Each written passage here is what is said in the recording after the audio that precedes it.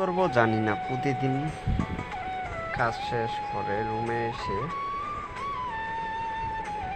সব কিছু একটু হিসাবপাতি করে সব কিছু ঠিক করে যখন ঘুমাতে যাব সেই সময়টাও ঠিক থাকে।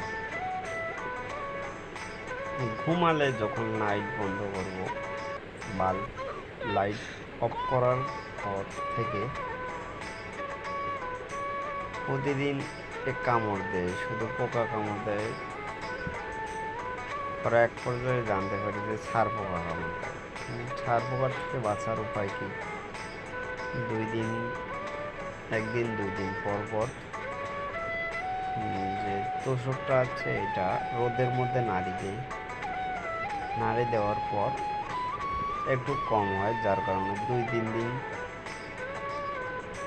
দিন আর কি ছাড় পোকার হাত থেকে রক্ষা পাওয়া যায়।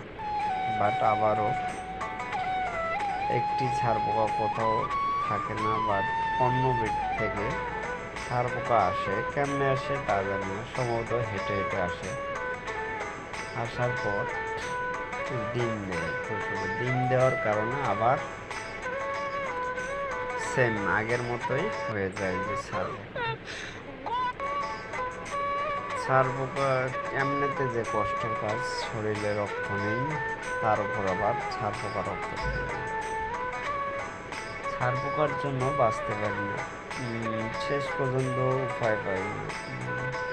2-3 দিন পর পর বাইর করাই লাগে, গদি বাইর করাই লাগে, বিছানার চাদর ধোয়া লাগে, না হলে ছাড় পোকার জন্য ঘুমানো যায়। অবশেষে মাথায় বুদ্ধি এলো যে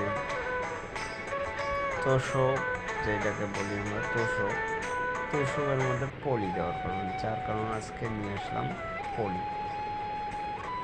পলি নিয়ে আসলাম যে ছাড় পোকার হাত থেকে রক্ষা পাওয়ার জন্য পলি নিয়ে আসলাম। নিয়ে এসে তোষক ভরো, দেখি এরপর ছাড় পোকা থাকে কিনা। অবশ্য ইনশাল্লাহ এরপর ছাড় পোকা পাইনি, আলহামদুলিল্লাহ। তো আপনারা যারা মেসে থাকেন যেখানে ছাড় পোকা বেশি, সেখানে আপনারা চাইলে এই সহজ টেকনিকটা খাটাইতে পারেন এবং ছাড় পোকা হাতে রক্ষা পেতে পারেন।